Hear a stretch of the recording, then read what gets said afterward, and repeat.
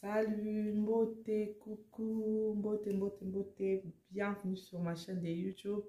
Mbote, merci na bato nyonso balinga kanga nzamba pambola bino ba abonné na nga kolo apambola bino. Merci. Tokutani susu na vidéo oyo ya sika. Vraiment nalingi to partager. To banda kozape bata ko partager, to banda kope kolamba, to nsa ba activité nyonso mabe ezate.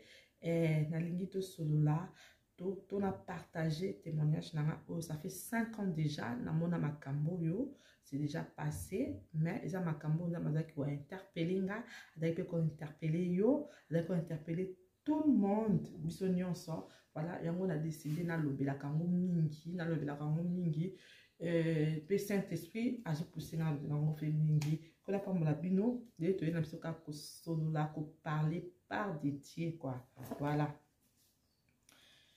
ngai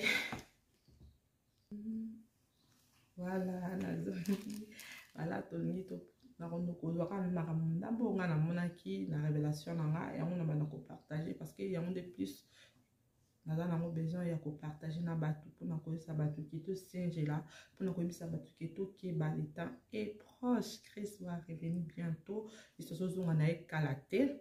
Oui, oro ba kalaté depuis longtemps ba ba kalaté aya kate pourquoi? Oui, azoya. Soka zo tarder azo wumela mwa mukeza pona yo pona nga to changer to landa ndila ya solo ezalié parce que mukolongo ekozala pena pasi pe mawa.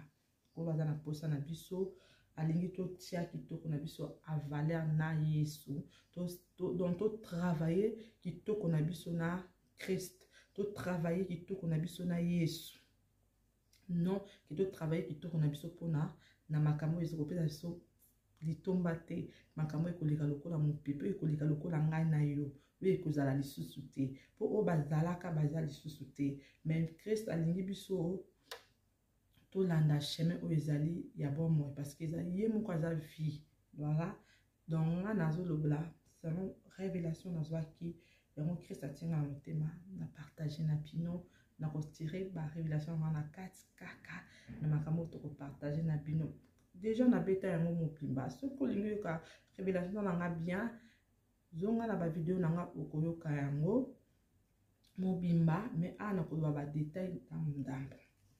Voilà, nakotanga na Galates 5, verset 16. J'ai dit d'or, marchez selon l'esprit, et vous ne comprendrez pas le désir de la chair. Marc 5, et le Bunabuso, verset 16. Tout tambola selon l'esprit, mais tout tambola selon bonzo te makambo ya mosuni te. Donc voilà, Christ a besoin de tout tambola selon l'esprit. Mama tango za na ndako tambola ndenge molimo elingi tambola selon l'esprit. Alingi tout ça la désir ya chair, tout ça la makambo ya mosuni ya bonzoto. Makambo nini oyo ya mosuni oyo etinda kabiso to salaka. Kofinga soko kiti na 17 na 18 19 ti na 26 ezolo babongo donc kofinga kotonga kotia na tembe kolia na lokoso kosala makambo kolangwa ivonnerie donc kolangwa ba désordre impudicité lokuta mensonge maître dans bloc wana Christ aza na moma posa te na bomoi na biso alobi to tambola selon l'esprit to tambola selon l'esprit to tambola lolenge ya molimo mosantu ekamba biso molimo emema biso etambola na biso econduit biso moni soki ozotambola selon l'esprit okosala makambo ya chair te oyo chair elingaka ameme olingi osala acte wana mais Saint-Esprit eza kati na ekopekisa koba non Moïse kosala yango te parce que eza mabe kosala acte oyo te eza mabe mais soki moni moto azotambola selon la chair parce que akoaccomplir makambo nyonso oyo ezoloba na kati ya Galates 5, 16, tina 17, 18, 19, 20, tu na la saison boya makambo na oti kotanga kofinga kotonga biso toyebi to pratique katanga mususu yango wana ndeza ba désir de la chair au Christ azo boya bito tambola selon l'esprit totambola selon makambo ezopesa et qu'on nourrit l'esprit na biso, et qu'on nourrit d'autres na biso, et qu'on nourrit même croissance na biso spirituelle. Notamment selon l'esprit, tout ça la makambo moling elingi. Mais des fois, tout ça la makambo esprit elingi te. Yango ne mte raté biso lola. Yango mte eko ça ne eko pousser biso musika nzambe. Donc autant musu tozo bonde la, makambo tozo bonde les autres tardé parce que tozo tambola selon l'esprit te, tozo tambola selon la chair. Voilà. Yango mona ki na ndoto na ngai na révélation na zwaki bato ebele batikala ki pourquoi bato batikala ki kwani parce que bazali kotambola selon l'esprit te parce que bazali kotambola selon la chair zaki bazaki na attaché na makambo ya mokili bazaki na attaché na makambo ezanga nango mutu na makolo oyo ekopesa litomba te oyo ko ratisse lola oui obondela ko sambela ko priaka mais tozana ba péché chéri na biso moko boto ko kotika te winga na bondela na sambela mais Morissette azana péché na azana péché na ye moko boye azana lisumu na ye moko boye eza chéri oyo na ko kotika te des fois emsu kosilika emsu sukanda emsu loko moko boye Galate zo balabiso na verset 116 dans tout tambola selon l'esprit tout tambola selon l'esprit parce que ce que tambola selon l'esprit autant selon mon limo mon sang zo kamba yo tant nyonso nandimite mon courant ce qui Christ a yo koraté enlèvement il faut te travailler ko tambola na esprit ce que zo kokate be la Saint-Esprit des fois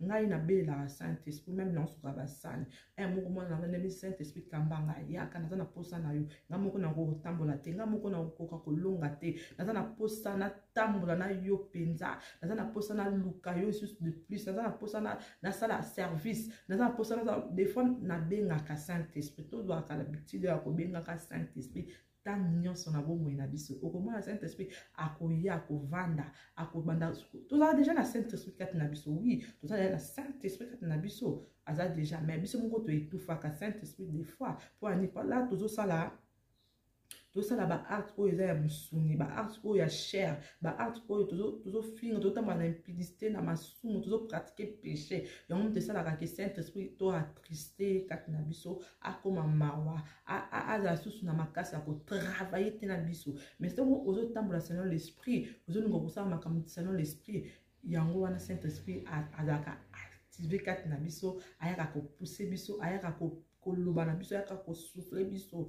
okoyoka pe Saint-Esprit abana ko souffler ngo sa acte moko aye biso non ko sala te na pesa par exemple déjà na bana on na chaîne nga des fois na kotaka na magasin na ina zwa pai kaka oyo ya jus ya mwana azaki na ngote na zuna jus mususu na mela na tela mwana na nga amela mais bande kunanga na bima na ngo libanda na bandi pe ko kene ko za bis nanga mais na yoki kati nanga lobi nanga nakoki ko sala yango te mais nga na mwana ngo za pai ezaki na kati ya jus mususu ekwe pembeni je pense que batna basimbaka ekoyaki mizaki na kati ya chasse nango très bien ezaki bien emballé na mwana eza nango pe pembeni ekwe nango mais Saint-Esprit amona que déjà eza mabe parce que eza yanga te naza na droit ya kozwa nango te ya kobima nango na pesa mwana nanga donc na zonga ki lisusu na magasin na pona kozongisa pai wana kaka ya pamba omoni tango ozo luka Saint-Esprit ozo bela Seigneur j'ai besoin na tambola na yo na sala ndeti yo na za lokola yo oui na force na to kokate oui omoni to bondelaka to sambelaka mais tu vois artu na linga na sala mais Saint-Esprit a sepelé na ngote na zonga ki na magasin na ke kozongi sango kaka bisika na monaki biloko et ça arriva kanga presque mingi na kokota na magasin mwana zwe loko to bimi libanda ngai na kozwe loko wana na zongi susu na magasin soki na komona ngona ndaku na nga na kotango quelque part moko na kozonga magasin wana na zongi si c'est rare mutasa ba artu wana mais c'est le Saint-Esprit qui nous guide. Parce que okoki komia ba interdité na kati ya ndaku na yo na vie na yo tango yo zolinga otambo na Christ na ndenge ya solo moni ba biloko ya mike wana nde yango nde mtozo ratisse biso lola parce que na songe na nganga na mona ki batu ebele Batu ebele ya batu batikalaki et compris nga moko na kati nazalaki na raté enlèvement tozalaki troublé tozalaki tellement troublé na biso bandi to kozala troublé batu bakozala troublé monde kozala troublé pe bato nombre bato batikalaki non je pense pas bato bakindaki ebele mais o batikalaki balekaki bato bakindaki na enlèvement je pense parce que bato bamataki na monaki enlèvement tant esalamaki te mais na monaki tant enlèvement tikalaki ko salama après ba oyo bazangaki denga na monaki tozalaki troublé tozalaki penda troublé yango na koloba to marcher selon l'esprit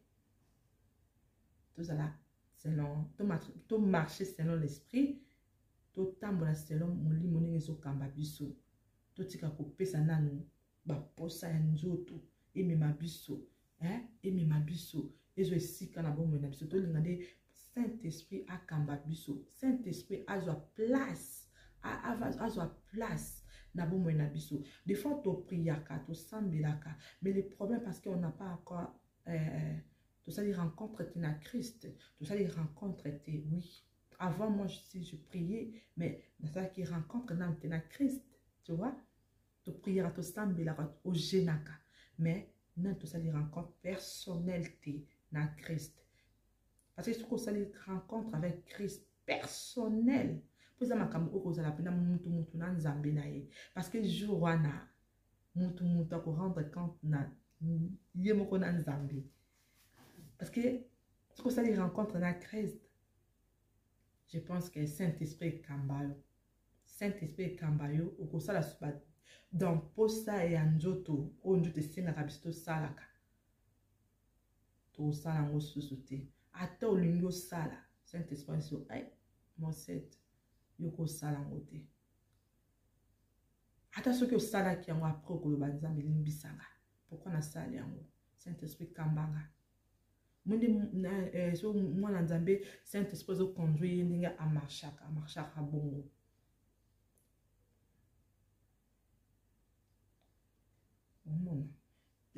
ndeti ana kati ya Marc 13, 33, prenons garde, veillez et priez quand vous ne savez quand ce temps viendra. Donc, prenons garde et veillez et priez. Est-ce que vous veillez? Veillez et priez. Est-ce que vous veillez? Est-ce que vous veillez et priez? To veiller, to prier pour te yébiter. Tant on est koya, mukolongo koza mukolonini. Jour en weza jour nini. Dans la linga na lo mango bien moi, si j'ai compris bien. Jour en koza la jour nini, to yébiter.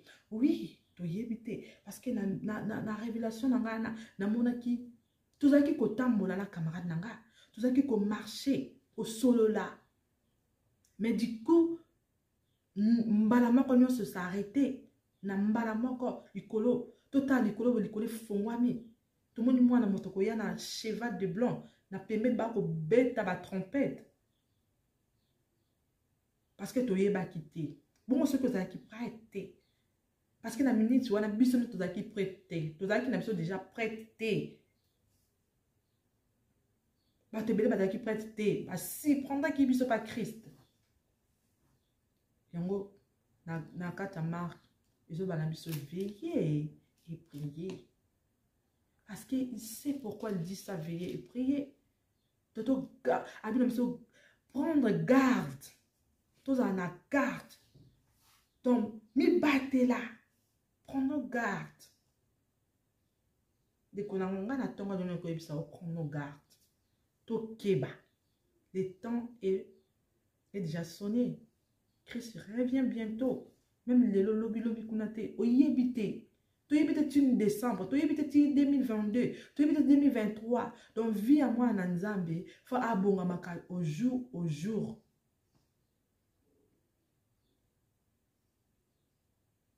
To bonga. Tout ça la peine nous rencontre na Seigneur. Alors va pe annonce nous kalié na onanda kuna. Ou ça ka fait rencontre na Seigneur. Ou ta rencontre avec Dieu. Nanda kuno lukali moko bosala kango rencontre avec Seigneur. Ka limo nanda kuna yo. Oh yo sala ka rencontre avec Seigneur. Zambani to tambola selon l'esprit. Pas selon la chair. Makambo njo zolinga.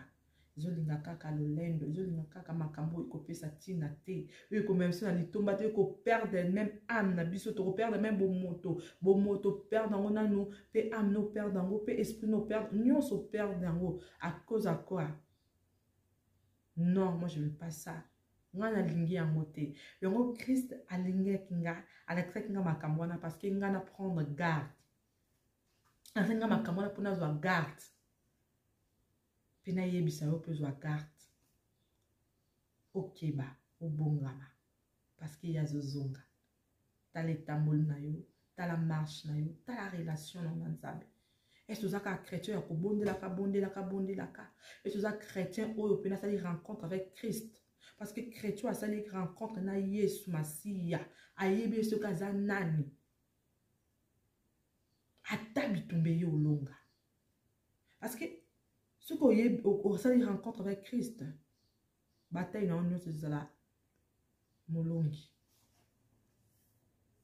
Doa ke Yesu yi moka pesa nzela. Ninga pesa ki na Job. Mais ceux qui te olaka molongi. Okolonga mutu moi. Mais les problèmes, ça la rencontre avec le Seigneur. De cause au déméré na péché keba okotika. De cause au déméré na péché keba okotika. Na yeko juger mutu te. Mais na yeko bisa mutu mo ko prendre garde. Marcher selon l'esprit.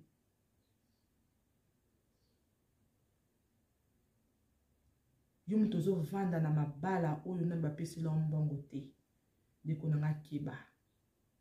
Ozo pratiquer péché oyo mikolo na mikolo ozo sans le savoir. Ozo bondela na yo mais tu pratiques quelque chose moko. Yo loka péché chéri moko boye. Bongisa na nzambe. Bongisa relation na nzambe. Deko ozo demere na masanga. Ozo demere na kindumba. Ozo demere na makambo ya kopesa ba fausse témoignage Galate 5:16 ozo do bakuna ti na sekune ozo boya makambo.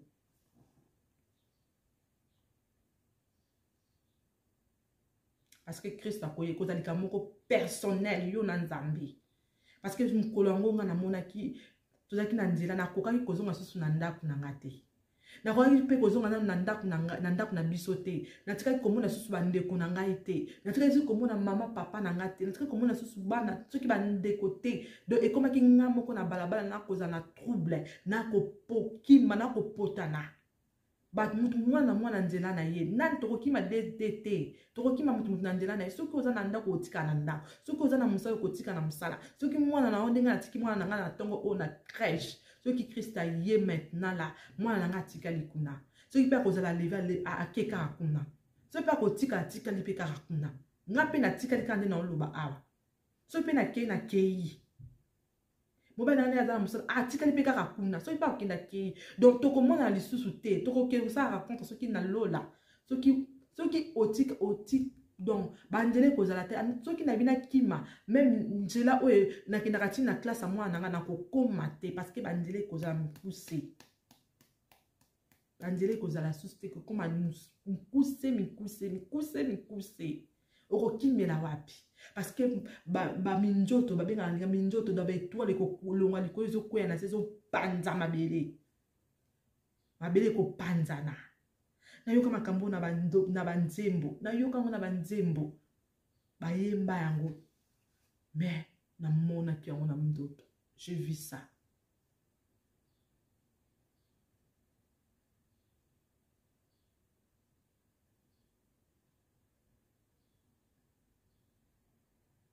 Deko nanga. So nzamba nenga ki yamoni sa makambo parce que a prévenir nga. A prévenir peyo. Comme une anomalie. Tout tambola dans l'esprit. Tout ça n'a pas fruit esprit. Tout démire avec Christ.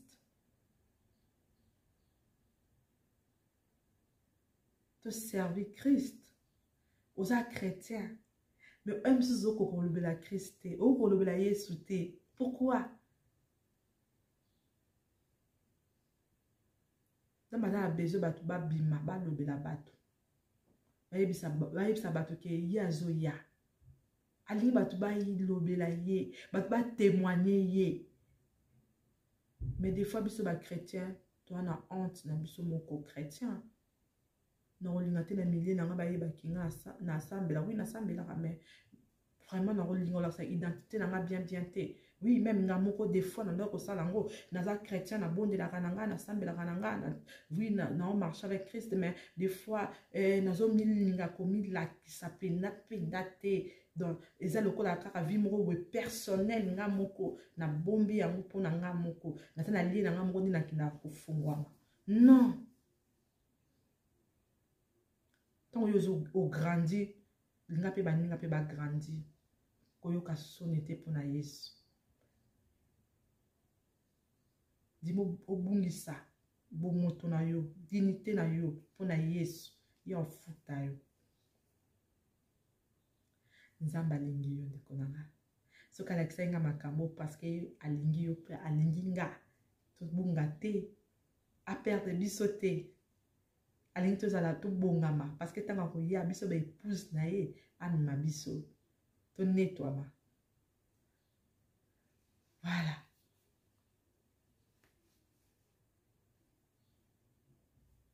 Parce que vous avez la somme. Jour où vous avez participer mawa. Vous démirez na péché. Vous démirez na ma bête. Le côté de la Seigneur l'esprit. Le côté de moli mezo linga. Vous accomplissez ba makambo nzote lingaka. Boya njoto. Boya yango. Nous sommes nango ekoleka. Ko s'appuyer te na bilamba. Ko s'appuyer na bilamba na yote, ko s'appuyer na mbongo na yote, ko s'appuyer na mutuka na yote, ko s'appuyer na beauté na yote, ko s'appuyer te na makambo to monde na monde, ça va passer. Et koleka, le quoi mon pépé. Ce qui est leki na mte yo koleka otikango. Oui, et ça m'a bêté, faut la belle, faut lata, faut la propre, mais fais ça avec Christ. Et puis sa gloire. Na Christ et puis sa gloire na Nzambe linga bilamone pe sa gloire na Nzambe linga mbongo na pe sa gloire na Nzambe linga kitoko na yo et demeurer na Christ linga motuka na yo et puis sa gloire na Nzambe.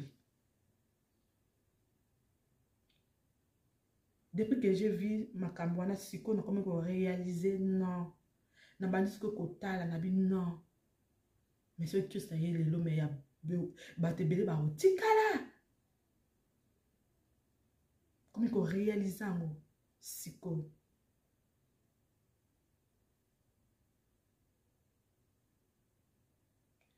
Tout bon maman. Prenons garde. Et marcher selon l'esprit. Quand on a poussé à biso.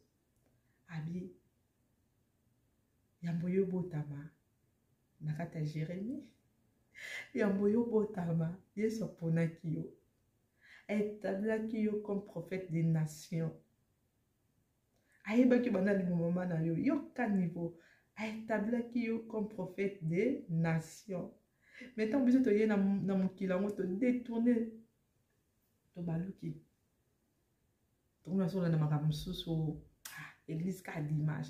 Cause la mon dimanche te. Le cas de la mondine où azo pratiquer. Nanda kuna yo yango nanzo lo bandelango. Le cas lié na moko. Ça rencontre na Christ. Ça quand attend ya kotanga Bible, ça quand attend na yo pe la katanda kuna yo transformer salon na yo les d'équipe na moko. Ya le sambo buka ba jour na yo batana ya prière. Buka batana pe ya kotanga Bible. Des fois comme la technique moko parce que tout ça maman bana, des fois c'est pas facile hein. C'est pas facile ya kotanga Bible, ya ko attend ko bondela. La mukaka va bana balamko 5 heures, 4 heures, à 30 minutes, il y a pour Jésus. Au bon délai, journée non autant la Bible, la bana, ce qu'on a la bana qui ça passe. Na repère cette même méthode on a comment nango, na cause la Bible nanga na tangi nazu na komi yango na carnet na nga mona na nango nazu yango na coller yango na ba mire.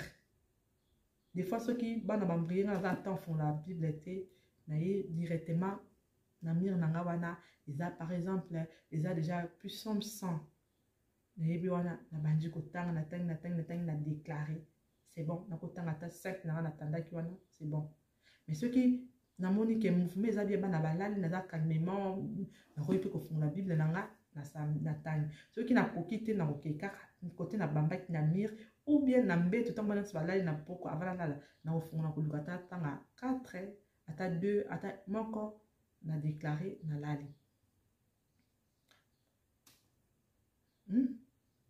Parce que na Josué le bambiso tout s'éloigner te na Bible na buku mibeko tout s'éloigner na ngote parce que na monde to komona nyonso ce que lingo grandit par la foi ce que lingo grandir na makambo molimo lingo yeba Yesu ça la rencontre avec Christ banda otanga no kaka Bible oko grandir okozana posa ba pasteur te okozana posa ba pesa ba prophétie te okozana posa ba lobano ke okopambwa ba prophétie okozana besoin ba yebisaka yo te okozana besoin na pasteur lobano makamte mais Bible de ekoyebiso nyonso ekote ayo ekolakiso makam nyonso na boso na ndaki kotanga vraiment ngote. Mais après na bandi ko lukaso ko fouiller ko yebango ko yeba pe Christ aza nani na kata Bible des ko na komi kotana bi so na tay ko tabia sa to zamtali kuto ko sanga tande Yesu apisinga bokonzi atande Yesu azobananga alobi nanga na banga alobi nanga boy alobi nanga boy donc na juste comme alobi na komi na assurance na pra na tiango na mutu na tiango na motem na komi na assurance non jamais na komi ko tamo na assurance.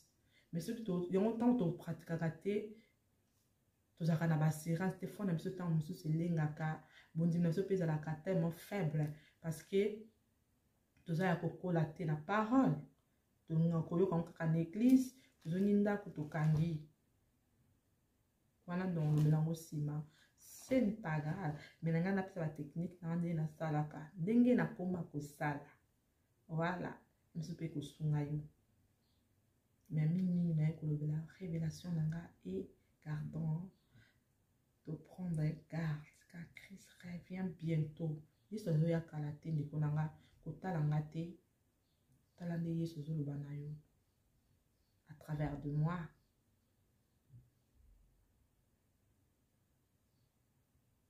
Kola pambola yo linda za minute bede kola pambola bino apambola bino makam oyo ekota na mitema ya bato bazwango au sérieux quand Christ revient bientôt. Serre l'Éternel, salela Yesu na ndenge ya solo, ça la rencontre avec Christ.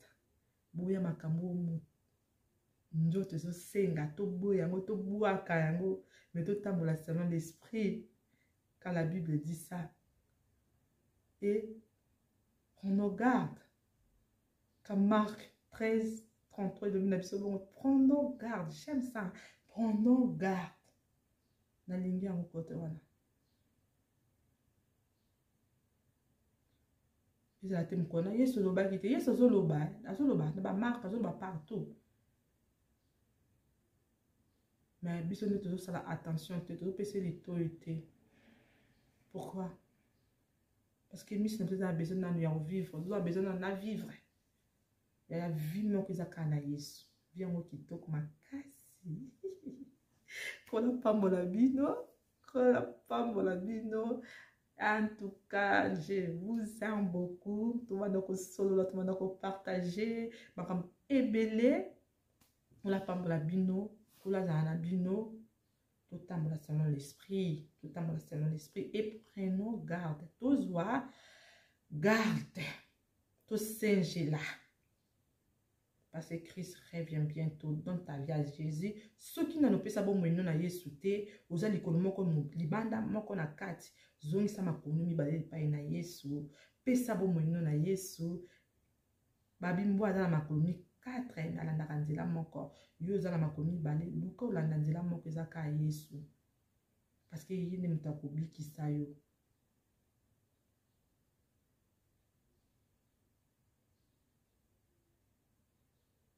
yo jeune salela yesu kotala bo jeunesse na yo te salela yesu yo pe mama lokola nga salela yesu yo pe tantine lokola nga salela yesu yo jeune fille lokola nga salela yesu yo mwana lokola nga salela yesu tolinga yesu totia kitoko na biso na yesu todemere na yesu na kitoko na biso tanga katono kanta mwasa kitoko fasalela kaka azala kaka ndumba sala makambo ezanga mutu na makolo mais non nazomona ba jeune fille ya kitoko ba jeune fille ya bien bazo servir pe nzambe eza pende kitoko makasi yakisa bato ke eza kaka te poza ya kitoko salela makambo pe ezanga mutu na makolo oui avant tobandaki kosalela yango parce que on ne savait pas mais Christ maintenant aye kovanda kati na bomoi na biso toluka tosalela Christ tosalela na solo na vérité tolanda nzela oyo eza na bomoi nga na koyebi biso kaka abandonne ta péché tika masumu landa Yesu parce que Christ revient bientôt pour mokolo wana ekozala mawa pe pasi yo kodemere na péché no jusqu'à quand Christ revient bientôt.